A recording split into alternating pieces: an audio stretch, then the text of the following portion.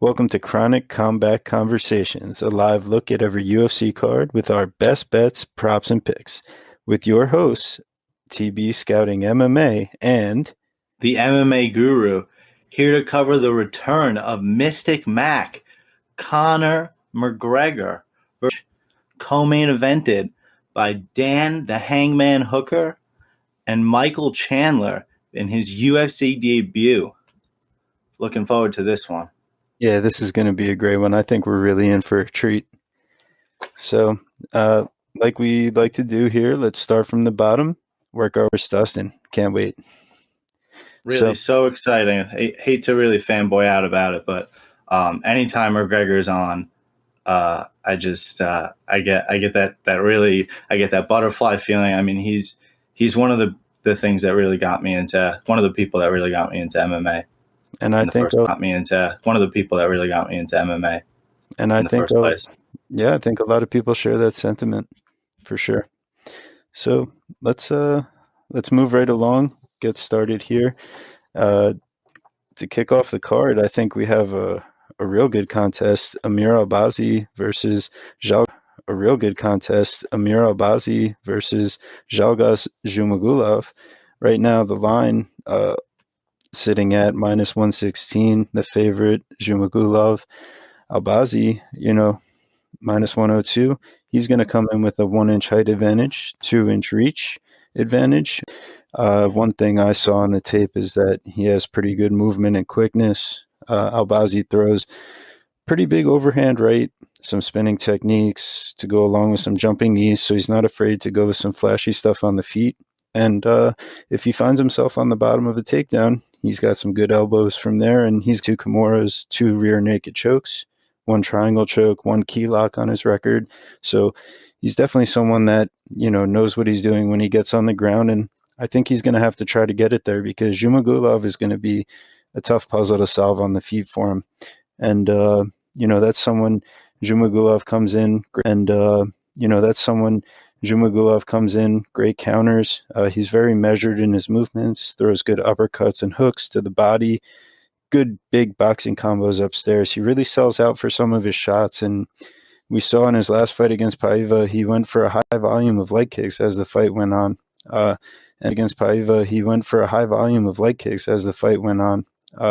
And I think you would agree with me, Guru. I think, we might have really liked to see him get the decision in that one, right? Well, kind of, right? I actually believe that we bet Paiva. So I was happy with the result, but Paiva. I was happy with the result, but but no, I looking at it and how many of the journalists really did feel about it is that Zhumagulov did get the win and beat Paiva beat Paiva, who missed weight, kind of maybe stole one there.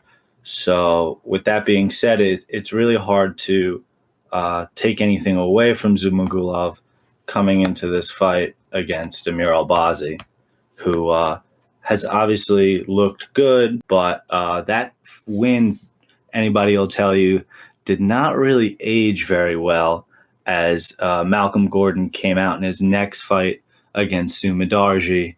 And he took that shot 30 seconds in. And, it didn't look so good. I mean, he might still be sleeping. Tell me what you like here, man.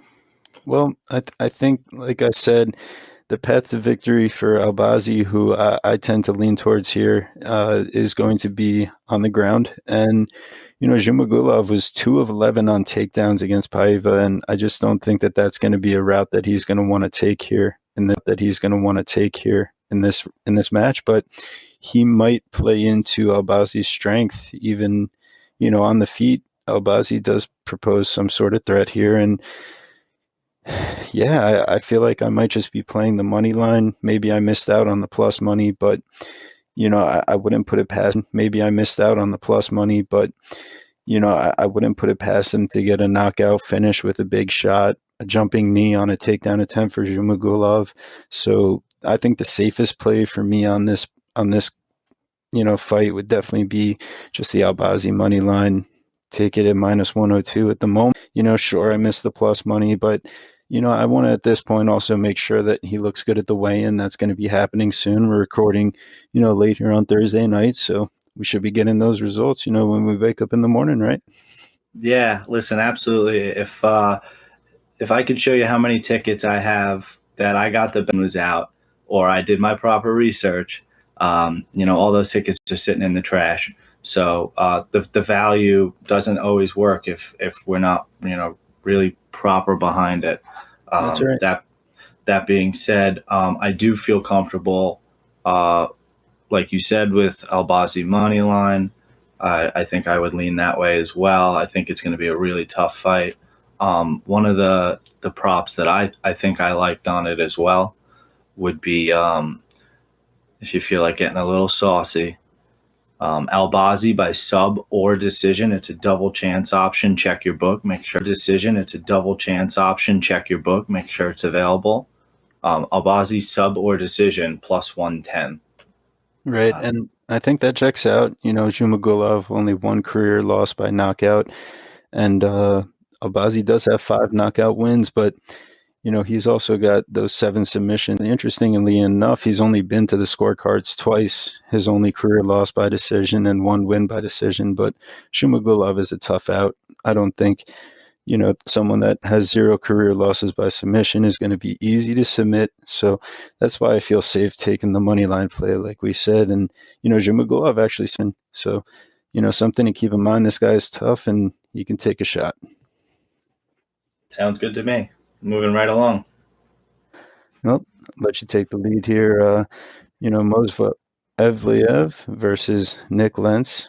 And so Nick the Carney Lentz coming in 2-3 in his last 5 fights, with wins over Gray Maynard and Scott Holtzman, sandwiched in between his losses to David Tamer and Charles Oliveira, as well as his most recent loss to Arnold,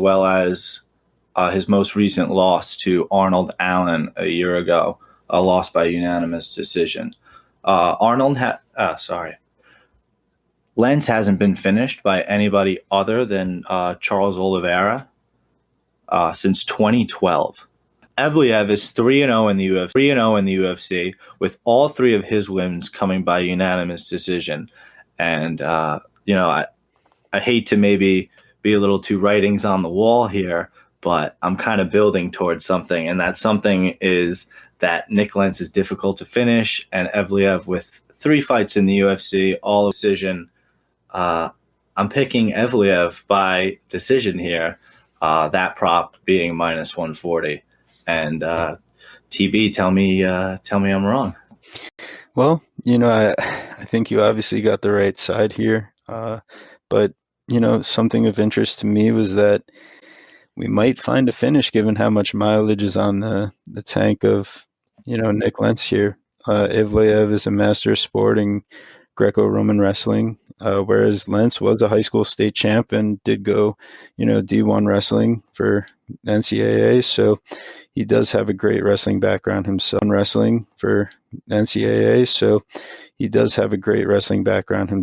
But things I noticed were that Evloev has a great gas tank and some good kicks to the body.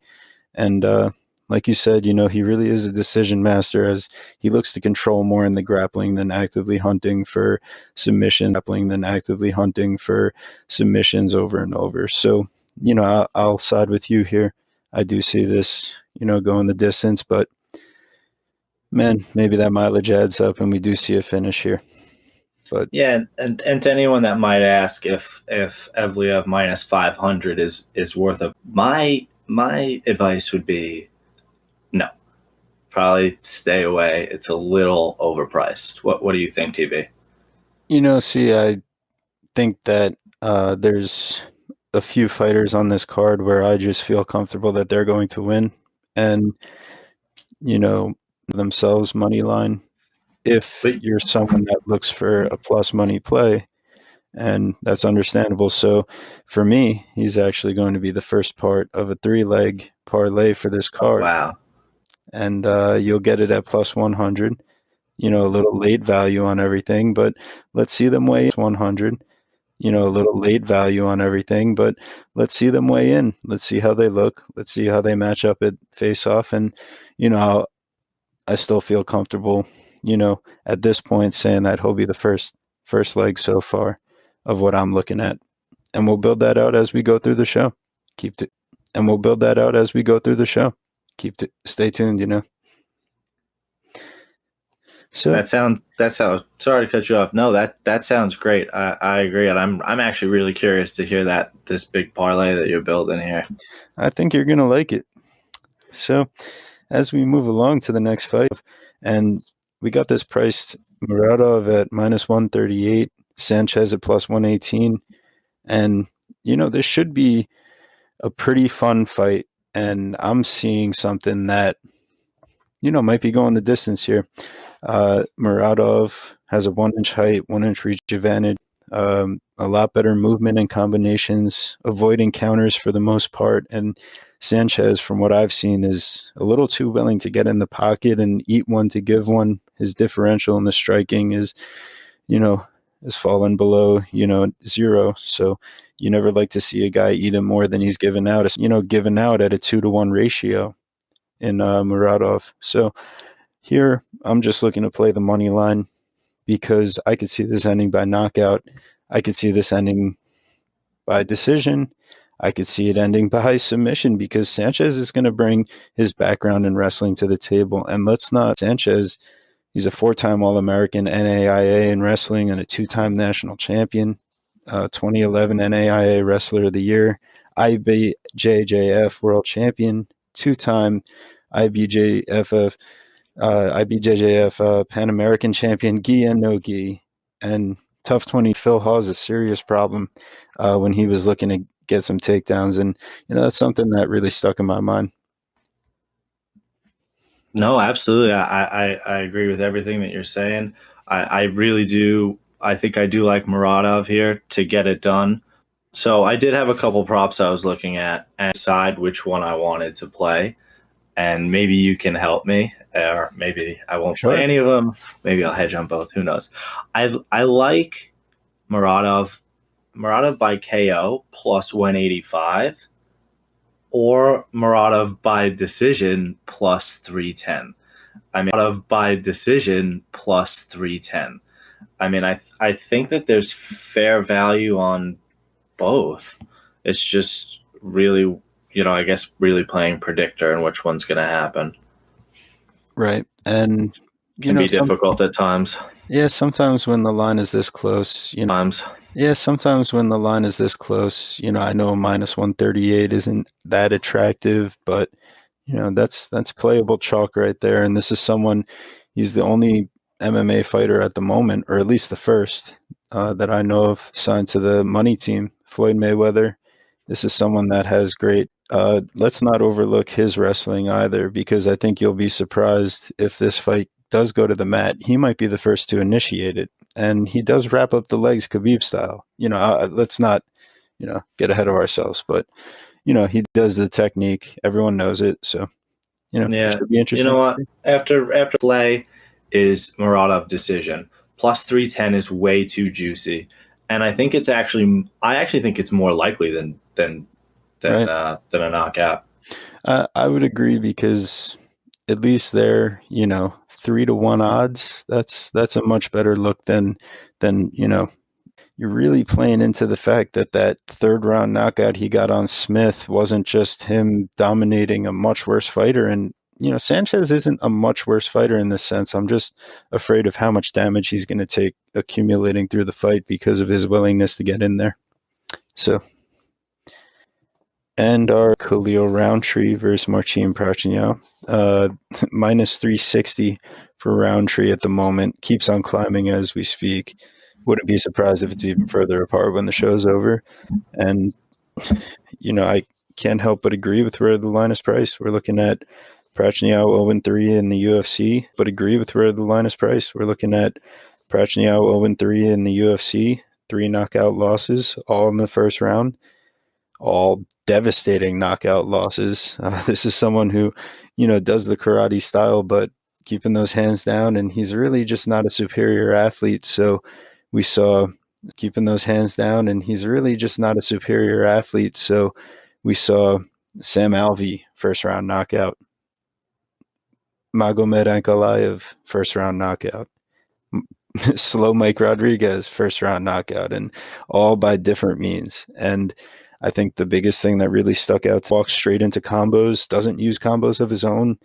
The biggest thing he's got going for him is a nice high kick, and he really flicks it off well, but keeps his hands down and can get countered easily if you move off the line. So my one of the best bets of the night here, one of the props, I'll be looking to pick out. He also has 3 first-round knockouts in the UFC himself. Those coming against Saki in July of 18, Craig in July of 17, and Jolly in February of 17. So maybe not the highest of competition. He did face Eric Anders, fight to a decision in 2019, but here he is coming in with that Muay Thai background, fighting out of Tiger Muay Thai, went out there to the motherland and really came out chopping the stance down. Muay Thai went out there to the motherland and really came out chopping the stance down of Anders. And, it was unfortunate he faced Kudelaba, who's just, a monster, and knocked him out. But what are your thoughts on this one? I hate to sound like a broken record, but I agree with everything that you're saying. Roundtree has been knocked out in the first round in 2 out of his 3 fights, while Prachnio has been knocked out in the first round in 3 out of 3 of his last ones. Johnny Walker with the elbow, which was vicious on Khalil Roundtree. What I see from Prachnio is that he doesn't really belong in the UFC. That's going to be the end of the day. I think Khalil Roundtree, while he is not ever going to fight for a belt anytime soon, I do think that he does belong maybe on that lower tier of fighters. From what I've seen from Prachnio, that he's given us no reason at all to have any faith in him, to have any reason to back him. I assume generally it's like a 4-fight deal. That's me talking out of my ass. But I mean, he's 3 losses. You don't, when you're 4 losses deep, I cannot imagine they bring him back for a 5th fight. Yeah. So it is probably do or die time for him. So maybe back against the wall, he must too. I did like just the regular under. If that is the case, the under 1.5 is minus 164. Certainly playable. And if you were a little nervous about Roundtree getting the first round KO, which, I mean, just in case, I did like the Roundtree win grouping. So it's Roundtree to win in round 1 or 2, minus 165. That's also extremely playable. Yeah. And if there's, I'm throwing out a couple of these minuses today, but, you throw 1 or 2 of these minuses that you really, really like together. Obviously, they're not correlated. Not always the best way to play it, but you do them small, they can work out in your favor. Yeah. Sure thing. I think it's pretty straightforward. Let's keep on rolling along here to our next contest coming in the women's division. Sarah McMahon versus Juliana Pena. The line opening at plus 110 and now sitting at minus 132 for McMahon, the veteran, and Pena now the underdog at plus 112. So I think one of the things that we see immediately is that McCann, at least on paper, is the more accomplished wrestler. In her career, she started wrestling at 14 years old in high school. She was the first American woman in history to receive a silver medal in Olympic wrestling. This was at the 2004 Athens Olympics. She was at the World Championships 2005 and 2007 bronze. The World Cup in 2003, she got a silver. And, the list just goes on and on. Submission grappling with ADCC.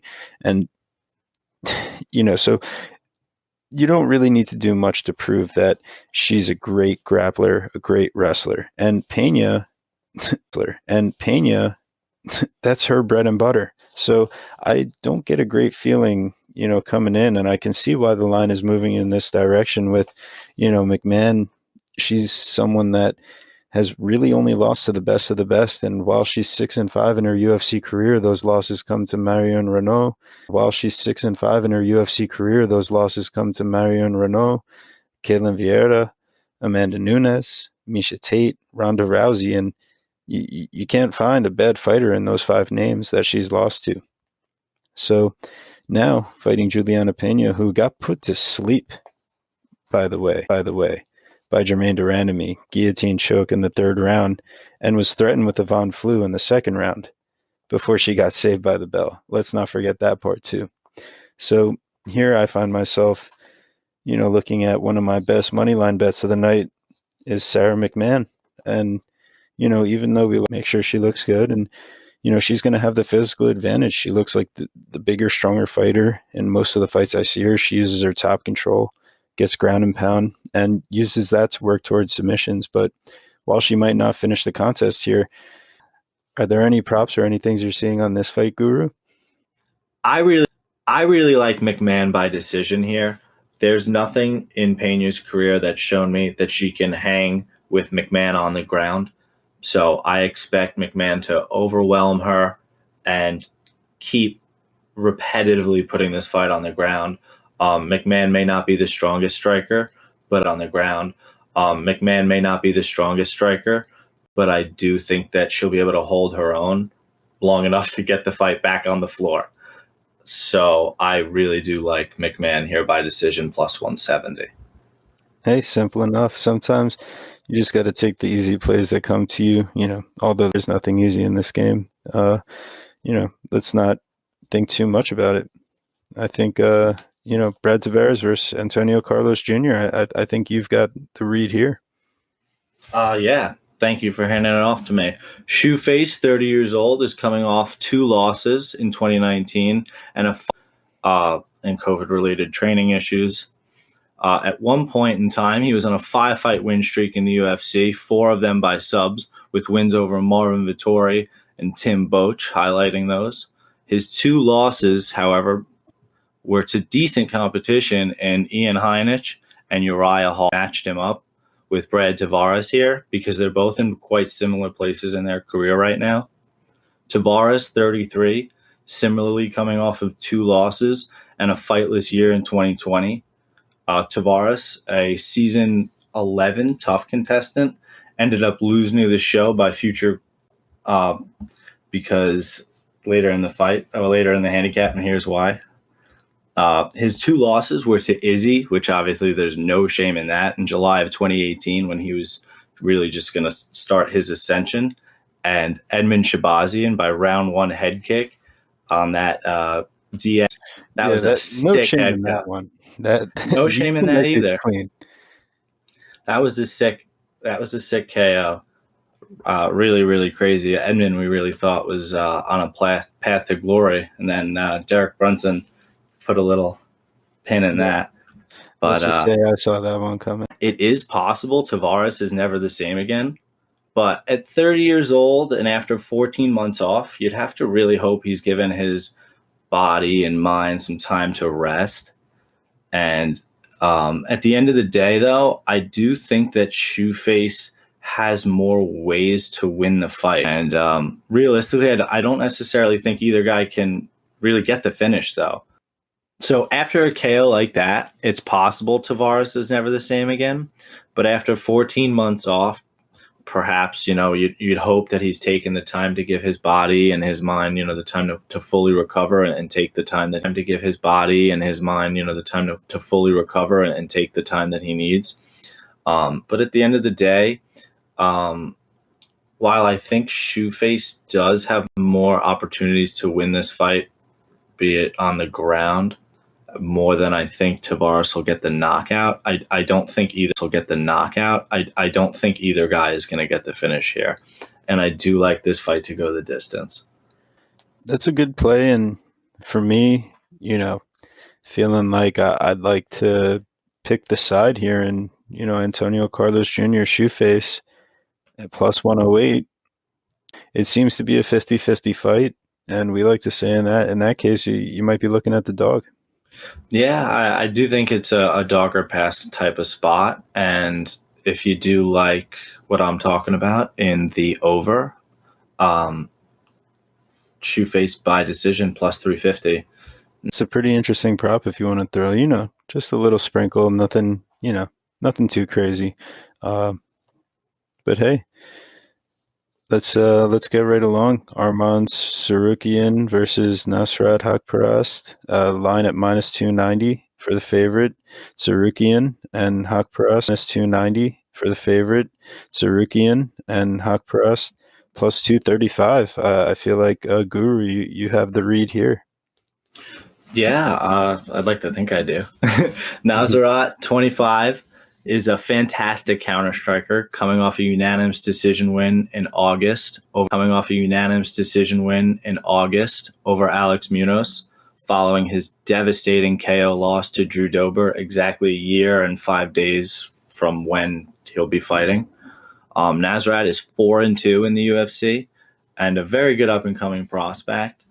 3 of his 4 wins in the UFC. So I don't necessarily think that Nasrat's going to be able to finish Arman here. And that's if I even think that he's going to win. Tsarukyan is on a 2-fight winning streak following a tough loss in his debut in 2019. Tsarukyan's last win did come in quite impressive fashion versus Davi Ramos in July of 2020. All 3 of his fights have went to decision, but what makes him such an exciting prospect is his fluidity on the feet and his ability to chain takedowns together.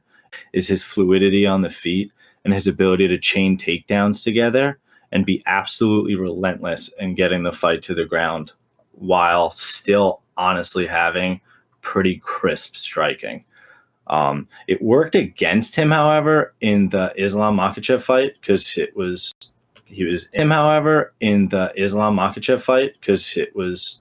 was ineffective against Islam Makhachev, but I haven't seen anybody in the UFC be quite effective against Islam Makhachev. So, well, at least not very many.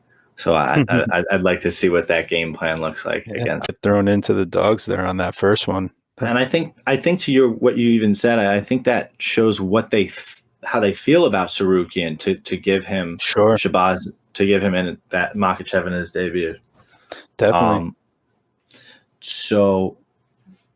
Following that performance, he's looked really, really good. He looked really good against Davi Ramos in July, and Davi Ramos is a fantastic wrestler, so we did not think that he'd be able to take him down, and he just, it really wasn't very close. Right. And he just, it really wasn't very close. Right. And, I was definitely on the wrong side of that one. Can definitely admit that. And when you just look at the stats, and I believe we talked about this earlier, and you see a 14% takedown offense for Arman, and you see a 18% takedown offense for Arman, and you see a 82% takedown defense for Nasrat. And you look at the level of competition, and I think you can get a better idea about what they can do. So I don't necessarily think Nasrat gets finished here. For me, at the end of the day, I think that Nasrat keeps his hands too high, and he throws so much into his strikes that he's getting taken down. It's not if, it's when. So when he gets taken down, and when he gets taken down, 3 inches tall, when he gets taken down, he's going to get set by decision minus 115. And I think that's where all the value is. I think that's a great bet. It might be one of my favorite of the night. Yeah, can't disagree there. And I think the only thing that Arman is going to have to worry about, Tsarukyan diving in for a takedown. And, Nasrat's shown a couple good uppercuts to help stop the level change against prior opponents, but I just don't think it's going to be enough in this case against a guy that's faced, a pretty high level of competition here, and going to be enough in this case against a guy that's faced, a pretty high level of competition here, and one might say that Nasrat might be a step down for him.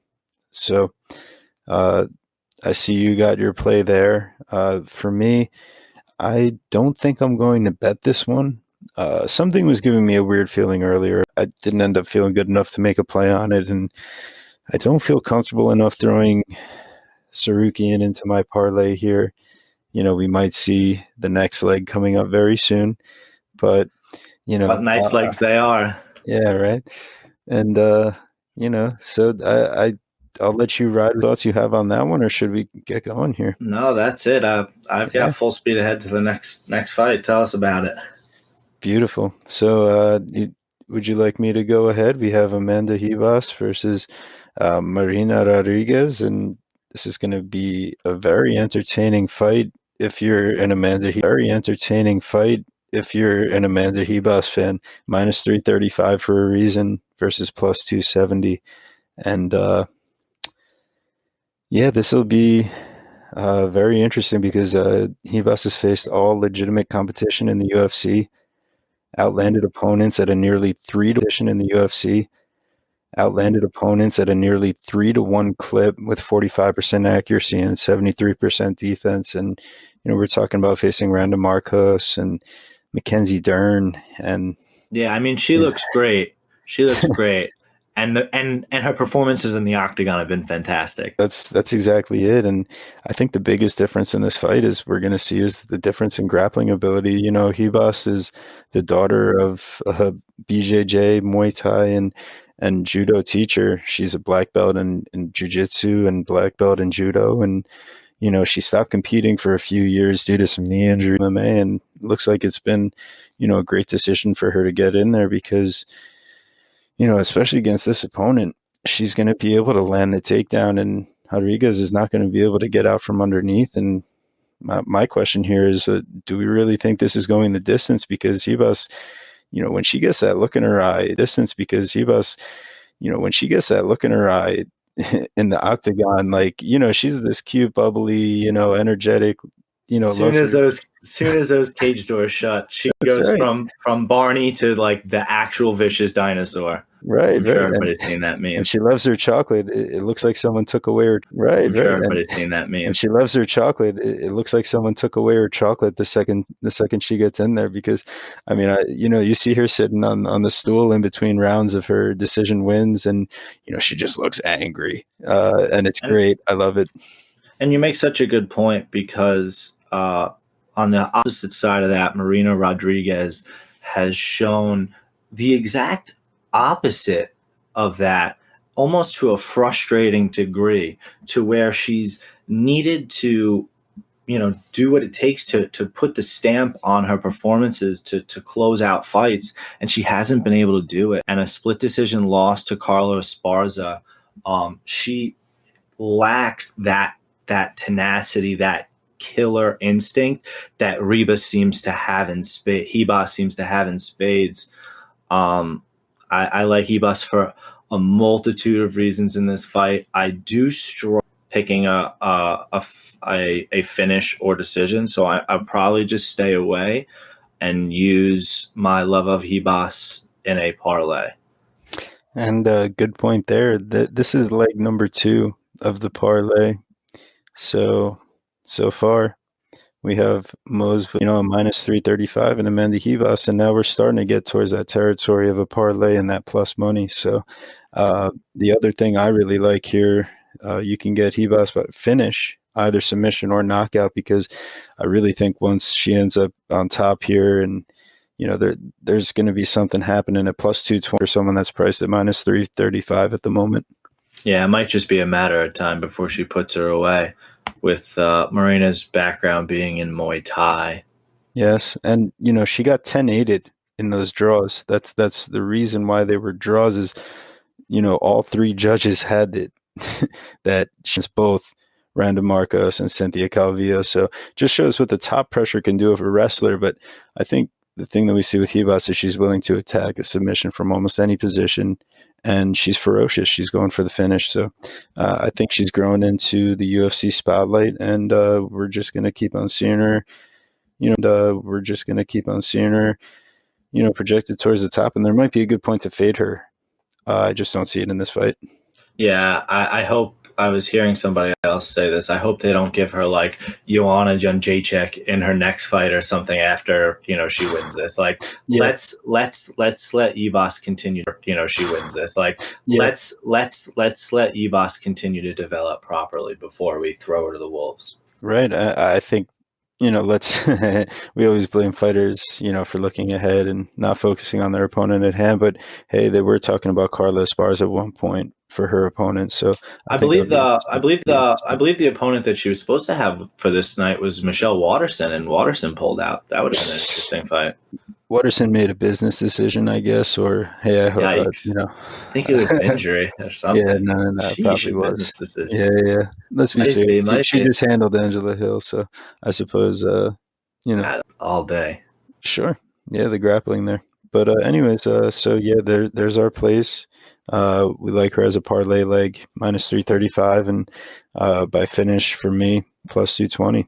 So getting closer here as we moving right along. Main card, that was the first fight. Second fight, Matt Frevola. We're looking at minus 162 on the favorite as Itar, and I'm curious why this line might not be a little bit larger. And I see on paper here we're looking at an 8-1 record for his opponent, the underdog, and the guy that got flatlined by Marco Polo Reyes back in January 2018. That's right. Yeah, not even in the UFC anymore. Is that correct, Guru? Yeah, he is long gone. They cut him. He's Marco Polo. He's out looking for. I don't know what he's doing. He's voyaging somewhere. I think he was headlining a what was it, like an LFA card or something? Yeah, something like that. But what was it? Now I feel bad that I can't remember what it was. But that's all right. But the other point here is Frevola, his last couple of wins, Luis Pena split decision back in October of 19, and Jalen Turner unanimous decision back in April of 19. He also had a draw on his record here in Lando Venata. That's it. And we're seeing someone that is really a relentless grappler, but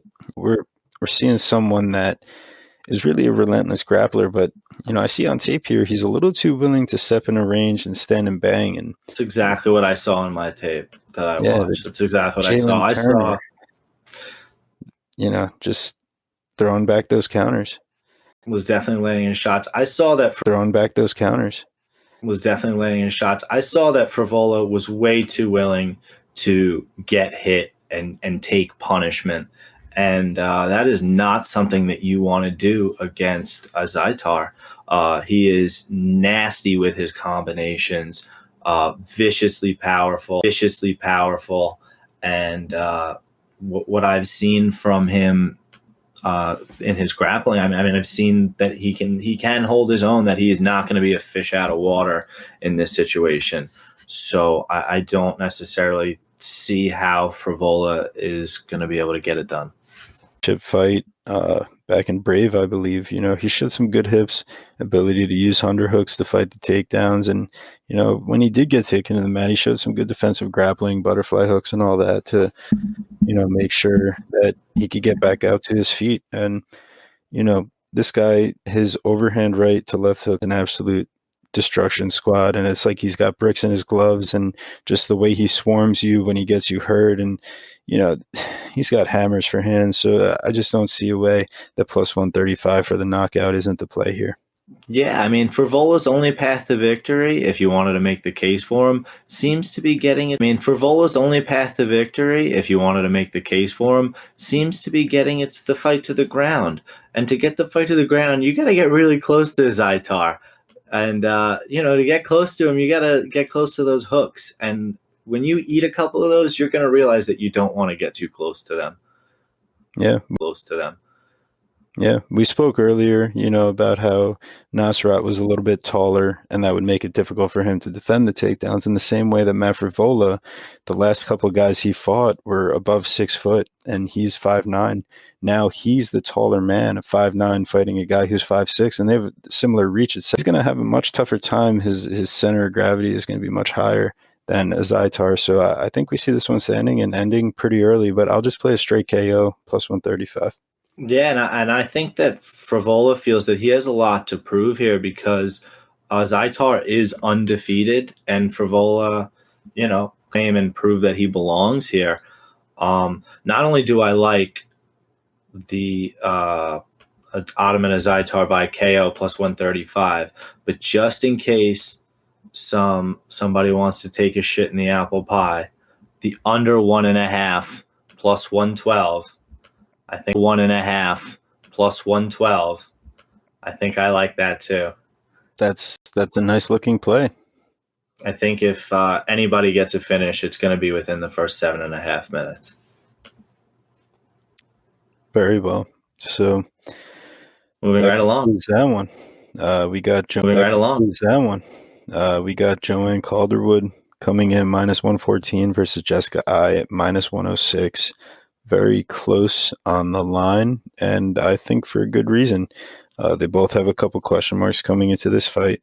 But from what I've seen, it seemed like called against bigger fighters that can bully her around in the clinch and on the mat. And, while at first glance it might seem like she has a big striking advantage over Eye, a lot of that comes from leg kicks. And, actually Jessica Eye has some pretty good leg kicks of her own. She uses them to counter. And I saw her knock down two different opponents just with a little sweeping leg kick, just timed at the perfect time when they go to lift up their other leg. And, it's really something that happens, with a pretty good fighter. And I know we love to make fun of, Jessica Evil Eye, and here we go. She can be a little cringeworthy. Love to make fun of, Jessica Evil Eye, and here we go. She can be a little cringeworthy, but I mean, listen, she can be a little cringeworthy, but Jessica Eye is another one of those fighters that has fought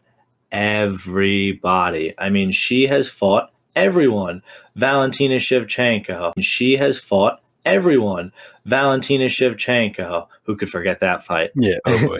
Cynthia Calvillo, Vivian Araujo, Betch Correia, Juliana Pena, Leslie Smith, Sarah Kaufman. I mean, the list goes on and on.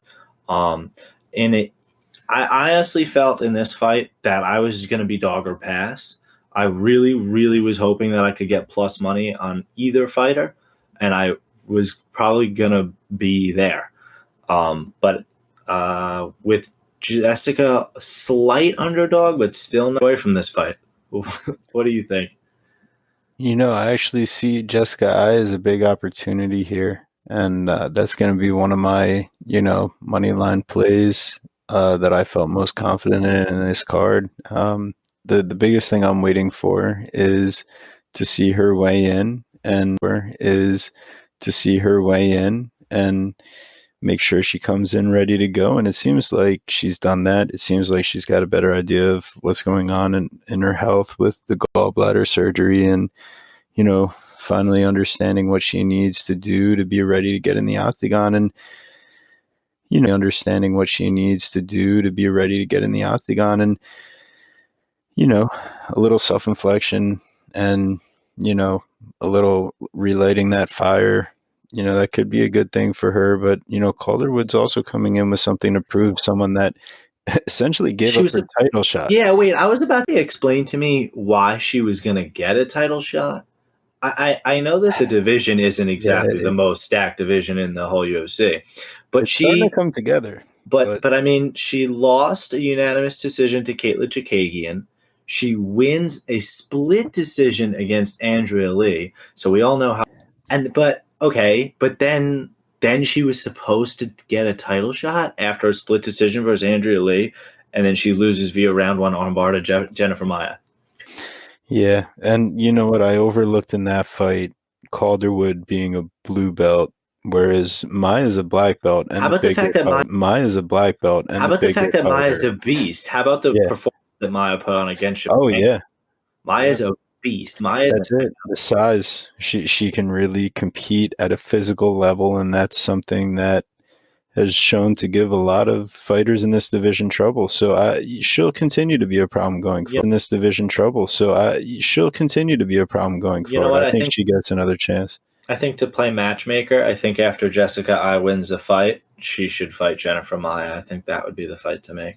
Yeah, but hey, I'm over here looking, and minus 106 ain't too bad, and it might even keep sliding. I think Calderwood generally has a lot of goodwill. She's got that cute little accent, and she does the funny videos and stuff, and like I do I haven't think seen any of them.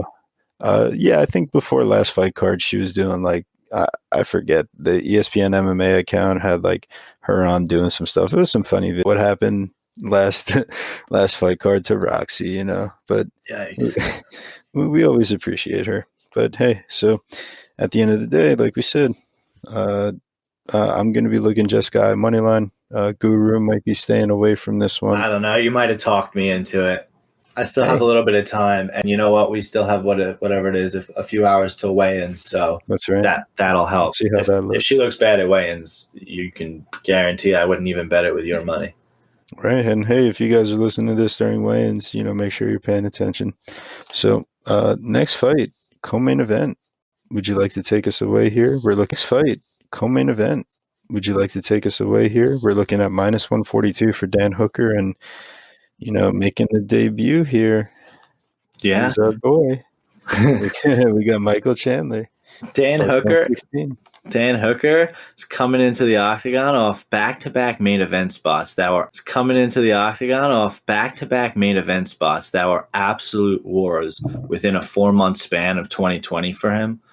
It started with a split decision win over Paul Felder that I do agree with, and ended with a unanimous decision loss to Dustin Poirier. After winning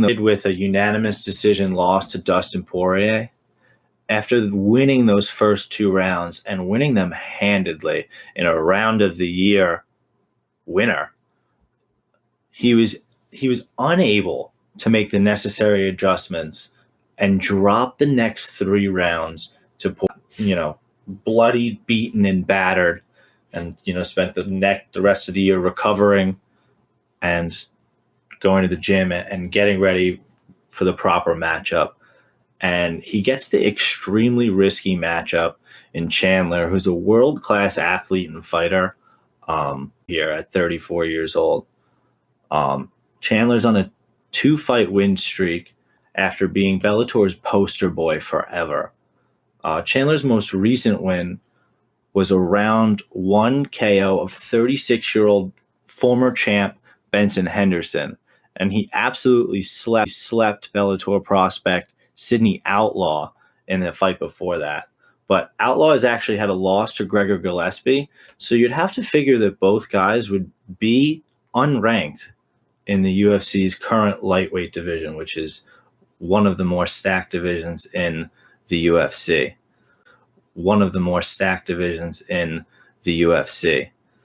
I think that this fight is a tale of 2 fights. It's Chandler's wrestling and Hooker's leg kicks. If Hooker can keep the fight standing, which Chandler might just oblige him in, I think that he's a better straight kickboxer and striker, and I think that he's going to make Chandler pay. And Chandler has a very wide stance that leaves him planting on his lead leg really heavy. So Hooker's going to really kick that. And while Chandler can switch stances, get in and out of range. So if you start chopping that leg kick, his mobility is going to be nothing. And it will leave him really, really exposed to Hooker's punishment.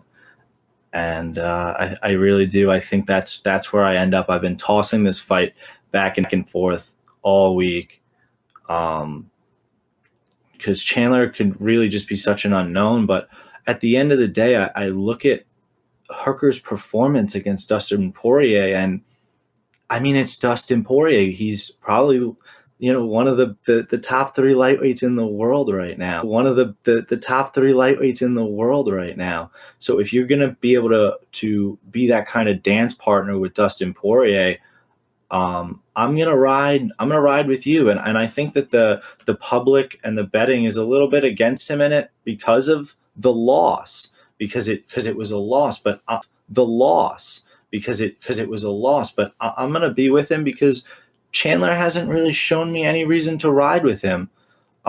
If he wins and I lose because Chandler beat him, I mean, I have to. I'll eat that proudly because Chandler hasn't shown eat that proudly because Chandler hasn't shown me anything yet, and I certainly don't think that Chandler is going to finish Dan Hooker. I mean, I'm not sure if anybody really likes Michael Chandler and likes him by finish. Please come DM me, and I want to hear why. I as tough as nails, man. In a 3-round fight, Yeah. So I can't help but agree. Hooker comes in with the 4-inch height and reach advantage. And, another thing to think about is with the wrestling background of Michael Chandler, for the Nationals, he's All-American, placed second in the state championships as a high school wrestler. We don't see that too much when he's in there. Sometimes he likes to rely on his big overhands and uppercuts, and he can really overload on his punches and leave himself out of position. And Hooker, he seemed a little introspective, coming up with reasons why he needs to be a little more patient, and citing Volkanovski and Adesanya, and how he really just wants he needed to kill that ego. Yeah, and he just wants.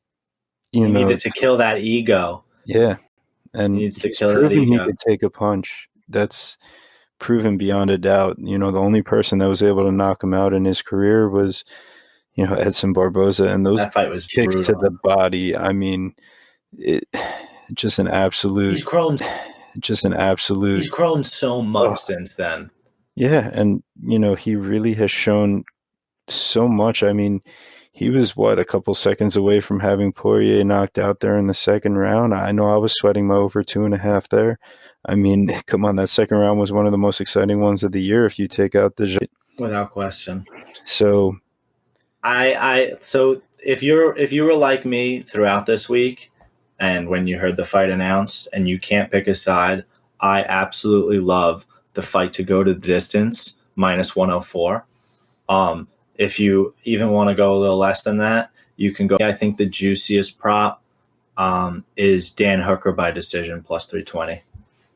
Yeah, I could see him using his size and the larger cage to avoid those takedowns. And, while we've seen some crazy suplexes from Chandler in the past, it's going to be difficult. Hooker has a little bit of underrated grappling as far as, his arms are long and he knows how to sink in a choke on you. This guy, 7 submission wins in his career. Let's not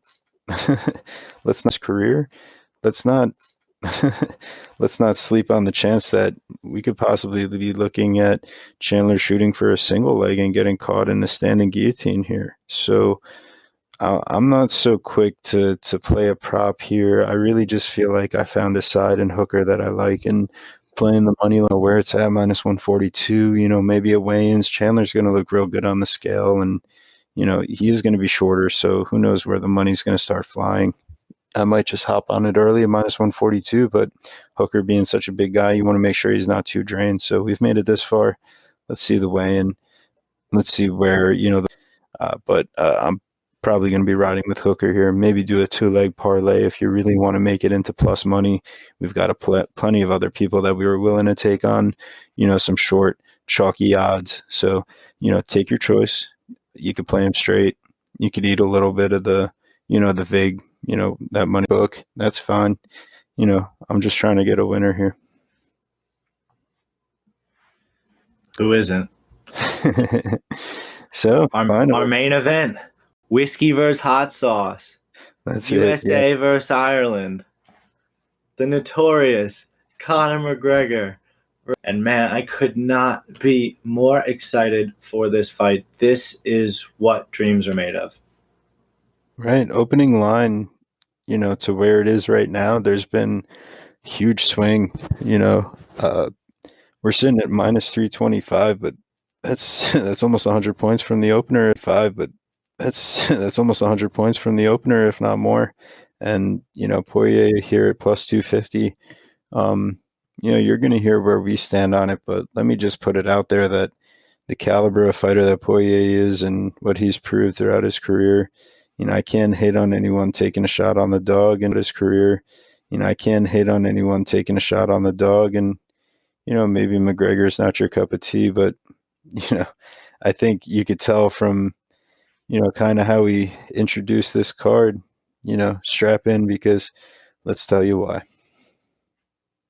Guru, what are your thoughts? I kind of would hate a shot on the dog here. I don't see it. I don't see it at all. I think that even with the line starting to inflate as we get closer to fight time, I think that the public and I think that the betting market is undervaluing Conor McGregor. You heard me here right. Conor McGregor is one of these. He's an anomaly. He is the guy that breaks all the rules that you're supposed to follow. I mean, he is the LeBron James of the UFC. He is the LeBron James of the UFC, with his money, with his resources, with his ability to commit himself to his body and to his craft. I mean, he is at the top of the game right. He is at the top of the game right now. He has the world's attention, and there is no way he doesn't follow through. There's just no way. I don't know if it's going to be a first round knockout, but there is no way that Conor. I keep on hearing Conor talk more and more, and it makes me wonder. I keep getting this feeling that he doesn't want that first round finish in the same way. And I know he's going to come out looking for it, but it almost sounds like deep down he wants this to play out and him to get it that much damage. But I think he wants to prove to the world here that he's ready to outclass him and not And just to, show that it takes and to one himself a little bit, himself a little bit too. I mean, it's if it all comes that easy, right?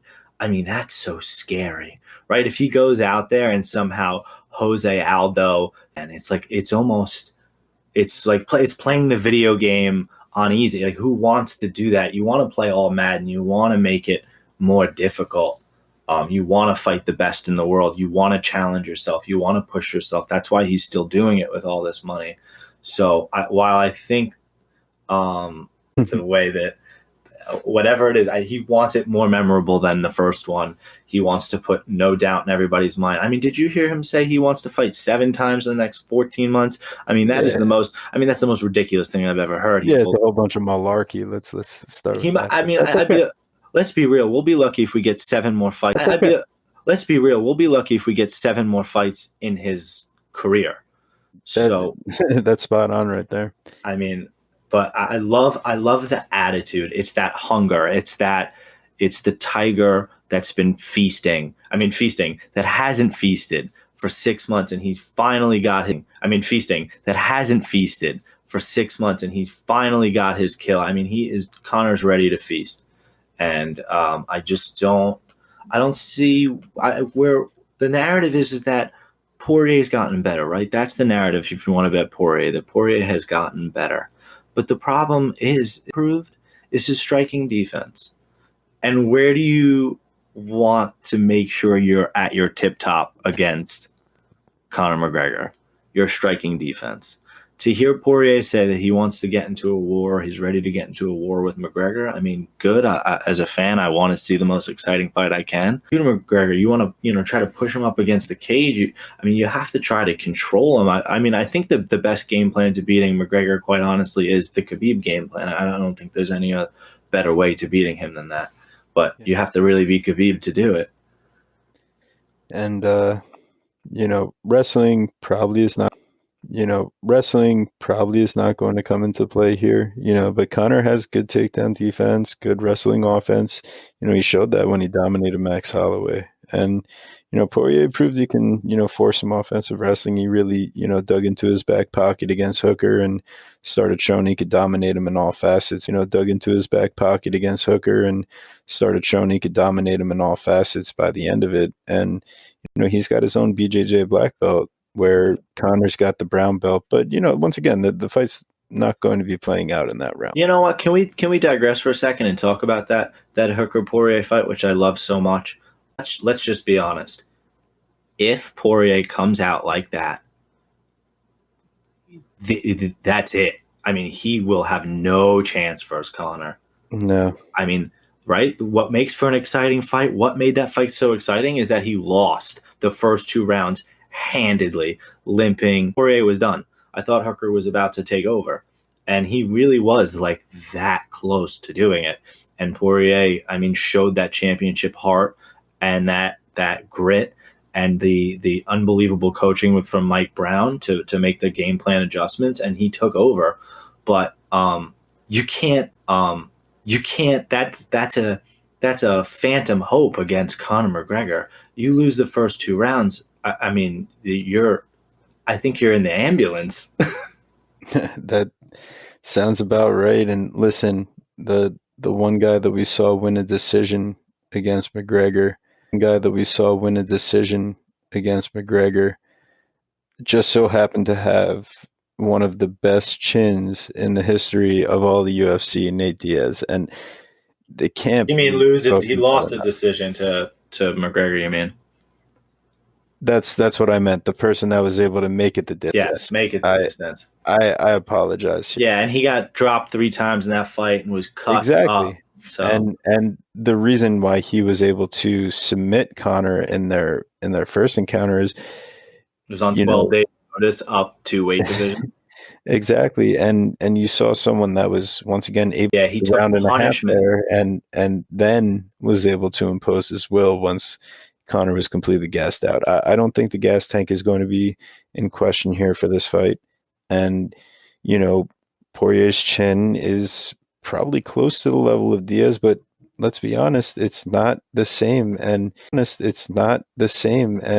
we have seen him get knocked out cold by McGregor, sure, a weight class lower. And the one thing I will say is I am leaning towards this fight to start round 3 at plus 130. Once that happens, all bets are off. And I do see a knockout eventually, but, I wouldn't be, I do see a knockout eventually, but, I wouldn't be that surprised to see Conor play this out to a decision. So instead of taking minus 188 for the knockout, because no way it goes not fun for me.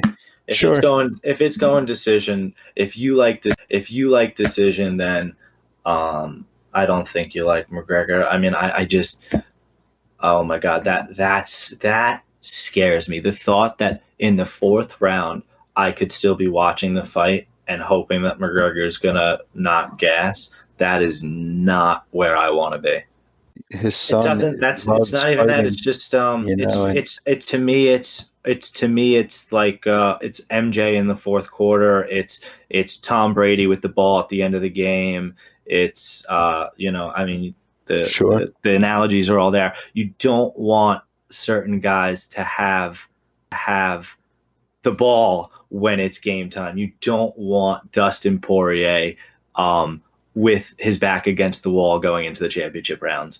Sure. I don't want that. That's not what I want. He's certainly proven to be able to take the damage and then return it. It's just a question of can he really return it? It's just a question of can he really take the type of damage that Conor specifically with his timing, his combinations, because when you don't see the shot coming, it lands differently. Conor just wants to get punched in the face. Conor did not get punched in the face versus Cowboy. That's right. He didn't even get punched. So let Conor get punched in the face, and then he'll be like, okay, all that damage I wanted to take, I'm good on that now. Yeah. So, once again, I thought it might be interesting fight to start round 3 plus 130. Sounds like you don't like that, which I don't blame you too much. Maybe I'm getting a little 3-leg parlay. That'll be a 2.5 unit play. Evloev, Hebas, and Connor. It brings you straight to plus 100. You might not want to play any of them solo at this point with how much the lines have been, juiced up, but hey, plus 100, you could get those. We're looking at a 90% chance to cash something like that. I love that. I really do love that play. I think Ottoman and Zaitar might be worth throwing in there or interchangeable in there. Hey, if you really want to start juicing up the odds, listen, I'm always down for a degenerate $5 full card parlay. Let's make stuff. But all about quick thousands. Hey, but let's be serious here. On something that I really think is going to convert, and as much as I do like a Zaitar, it's just the second you start getting into 3, 4, 5, 6, 7 leg parlays, I already feel dirty doing a 3-legger for you guys. But hey, let's have some fun, right? It's a pay-per-view. It's a pay-per-view, and I think I've done enough studying to get us a good play here. I think your 3-leg parlay makes a lot of sense, and I will be following it right away to make sure that the odds do not change. Right. I do. You know what? Let's make sure that we could lock that in because we're going to want that plus 100. So, hey, guys, make sure that we could lock that in because we're going to want that plus 100. So, hey, guys, at this point, thank you for making it this far. I hope you're just as excited for us as UFC 257, McGregor versus Poirier. Please make sure, if you enjoyed this video, give us a like. Maybe you want to subscribe if you enjoyed this video. Give us a like. Maybe you want to subscribe. Make sure that, when our next video comes out or, you get the notice. So please, if you'd like to follow our picks, go ahead. Gamble responsibly. Guru, you got any thoughts here before we sign off? Yeah, absolutely. I do have a few thoughts. Instagram, Twitter, please go over, follow Chronic Combat Conversations on Twitter and on YouTube and on Instagram. As well as if you'd like to follow us individually, you got TB Scouting MMA on Instagram, on Twitter, on Verdict, and me, the _ MMA Guru, Instagram, Twitter, Verdict, and Tapology. Thank you guys so much for listening and being here with us. Let's all make some money. Let us know what you think. Please like and subscribe to our YouTube page. That is get our bets out there and continue to get them out there to all of you so we can all make some money because It's more fun when we all make money. And hey, we tried to do our best to give you our best play at the end of each breakdown. If you want to see it in a much easier format, like he just said, give us a follow on any of our platforms. Sheet, maybe it has a couple plays we didn't talk about on here, some stuff I saw at the weigh-in.